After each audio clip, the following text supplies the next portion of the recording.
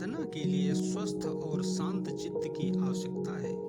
चित्त को एकाग्र करके मन को सब ओर से हटाकर तन्मयता, श्रद्धा और भक्ति भावना से की गई साधना सफल होती है। यदि यह सब बातें साधक के पास न हो तो उसका प्रयत्न फलदायक नहीं होता। उद्विग्न, अशांत, चिंतित, उत्तेजित, भय एवं आशंका से ग्रस्त मन एक जगह नहीं ठहरता। वो क्षण क्षण में इधर उधर भागता है। कभी भय के चित्र सामने आते हैं, कभी दुर्दशा को पार करने के लिए उपाय सोचने में मस्तिष्क दौड़ता है। ऐसी स्थिति में साधन कैसे हो सकता है? एकाग्रता न होने से जप में मन लगता है न ध्यान। हाथ माला को फेरते हैं, मुख मंत्रोच्चारण करता है, चित्त कहीं का कहीं भागता फिरता है। यह स्थिर साधना के लिए उपयुक्त नहीं। जब तक मन सब ओर से हटकर सब बातें भुलाकर एकाग्र और तन्मयता के साथ भक्ति भावना पूर्वक माता के चरणों में नहीं लग जाता, तब तक अपने में वो चुंबक कैसे पैदा होगा जो शक्ति को अपनी ओर आकर्षित करे और अभीष्ट उद्देश्य की पूर्ति में उसकी सहायता प्रदान कर सके। दूसरी कठिनाई है श्रद्धा की कमी। कितने ही मनुष्यों में मनोभूमि बड़ी शुष्क एवं अश्रद्धालु होती है। उन्हें आध्यात्मिक साधनों पर सच्चे मन से विश्वास नहीं होता।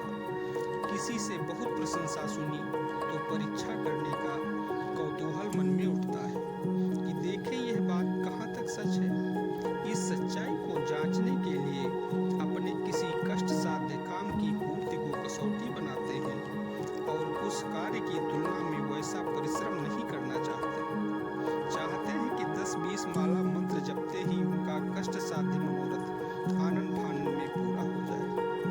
कई सज्जन तो ऐसी मनौती मनाते देखे गए हैं कि हमारा अमुक कार्य पहले पूरा हो जाए तो अमुक साधना इतनी मात्रा में पीछे करेंगे। उनका प्रयास ऐसा ही है जैसे कोई कहे कि पहले जमीन से निकलकर पानी हमारे खेत को सींच दे, तब हम जल देवता को प्रसन्न करने के लिए कुआं खुदवा देंगे। वे सोचते हैं कि शायद अदृश्य शक्तियां हमारी उपासना के बिना भूखी बैठी होंगी, हमारे बिना उनका सारा काम रुका पड़ा होगा। इसीलिए उनसे वायदा कर दिया जाए कि पहले हमारी अमूक मजदूरी कर दो, तब हम तुम्हें खाना खिला देंगे या तुम्हारे रुके हुए काम को पूरा करने में सहायता देंगे। यह व्रत उपहासास्पद है, उनके अविश्वास तथा ओछेपन को प्रकट करती है। अविश्वासी, अश्रद्धालु, अस्थिर चित्त मनुष्य भी यदि गायत्री साधना को नियम पूर्वक करते चले तो कुछ समय में उनके यह तीनों दोष दूर हो जाते हैं और श्रद्धा, विश्वास एवं एकाग्रता उत्पन्न होने से सफलता की ओर तेजी से कदम बढ़ने लगते हैं। इसलिए चाहे किसी की मनोभूमि संयमी तथा अस्थिर ही क्यों न हो, पर साधना में लग ही जाना चाहिए। एक न एक दिन त्रुटियां दूर हो जाएंगी और माता की कृपा प्राप्त होकर ही रहेगी। शास्त्र का कथन है, संदिग्धो ही हतो मंत्र, व्यग्र चित्तो हतो जपः। संदेह करने से मंत्र हत हो जाता है और व्यग्र चित्त से किया हुआ जप निष्फल रहता है। असंदिग्ध और अव्यग्र, श्रद्धालु और स्थिर चित्त न होने पर कोई विशेष प्रयोजन सफल नहीं हो सकता। इस कठिनाई को ध्यान में रखते हुए अध्यात्म विद्या के आचार्यों ने एक उपाय दूसरों द्वारा साधना करना बताया है। किसी अधिकारी व्यक्ति को अपने स्थान पर साधना कार्य में लगा देना और उसकी स्थान पूर्ति स्वयं कर देना एक सीधा साधा निर्दोष परिवर्तन है। किसान अन्न तैयार करता है और जुलाहा कपड़ा। आवश्यकता होने पर अन्न और कपड़े की अदल बदल हो जाती है। जिस प्रकार वकील, डॉक्टर, अध्यापक, क्लर्क आदि का समय मूल्य देकर खरीदा जा सकता है और उस खरीदे हुए समय का मनचाहा उपयोग अपने प्रयोजन के लिए किया जा सकता है, उसी प्रकार किसी ब्रह्मपरायण सत्पुरुष को गायत्री उपासना के लिए नियुक्त किया जा सकता है। इससे संदेह और अस्थिर चित्त होने के कारण जो कठिनाइयां मार्ग में आती थीं, उसका हल आसानी से हो जाता है। कार्य व्यस्त और श्री संपन्न धार्मिक मनोवृत्ति के लोग बहुधा अपनी शांति, सुरक्षा और उन्नति के लिए गोपाल सहस्रनाम, विष्णु सहस्रनाम, महामृत्युंजय, दुर्गा सप्तशती, शिव महिमा, गंगा लहरी आदि का पाठ नियमित रूप से करते हैं।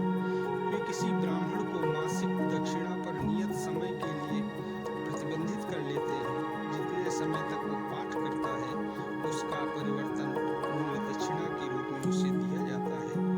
इस प्रकार वर्षों यह क्रम नियमित चलता रहता है। किसी विशेष अवसर पर विशेष रूप से प्रयोजन के लिए विशेष अनुष्ठानों के आयोजन भी होते हैं। 9 दुर्गाओं के अवसर पर बहुधा लोग दुर्गा पाठ कराते हैं। शिवरात्रि को शिव महिमा, गंगा दशहरा को गंगा लहरी, दिवाली को श्री सूक्त का पाठ अनेक पंडितों को बैठाकर अपनी सामर्थ्यानुसार लोग अधिकाधिक कराते हैं। मंदिरों में भगवान की पूजा के लिए पुजारी नियुक्त कर दिए जाते हैं।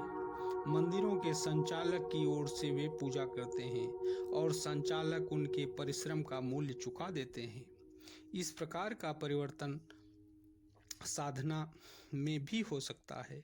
अपने शरीर, मन, परिवार और व्यवसाय की सुरक्षा और उन्नति के लिए जब 1-2 हजार की संख्या में नित्य ही कराने की व्यवस्था श्री संपन्न लोग आसानी से कर सकते हैं। इसी प्रकार कोई लाभ होने पर उसकी प्रसन्नता में शुभ आशा के लिए अथवा विपत्ति निवारणार्थ 1.25 लक्ष जाप का अनुष्ठान किसी सत्पात्र ब्राह्मण द्वारा कराया जा सकता है। ऐसे अवसरों पर साधना करने वाले ब्राह्मण को अन्न, वस्त्र, बर्तन तथा दक्षिणा के रूप में उचित पारिश्रमिक उदारतापूर्वक देना चाहिए। संतुष्ट साधक का सच्चा आशीर्वाद उस आयोजन के फल को और भी बढ़ा देता है।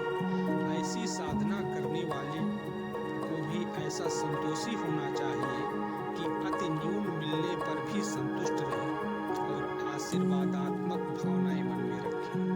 असंतुष्ट होकर दुर्भावनाएं प्रेरित करने पर तुम दोनों का ही समय तथा श्रम निष्फल हो जाता है।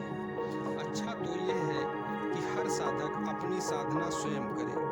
कहावत है कि आप काज सो महाकाज, परंतु यदि मजबूरी के कारण वैसा न हो सके, कार्य व्यस्तता, अस्वस्थता, अस्थिर चित्त, चिंताजनक स्थिति आदि के कारण यदि अपने से साधन न बन पड़े तो आदान प्रदान के निर्दोष एवं सीधे साधे नियम के आधार पर अन्य अधिकारी पात्रों से वह कार्य कराया जा सकता है। यह तरीका भी काफी प्रभावपूर्ण और लाभदायक सिद्ध होता है। ऐसे सत्पात्र एवं अधिकारी अनुष्ठान करता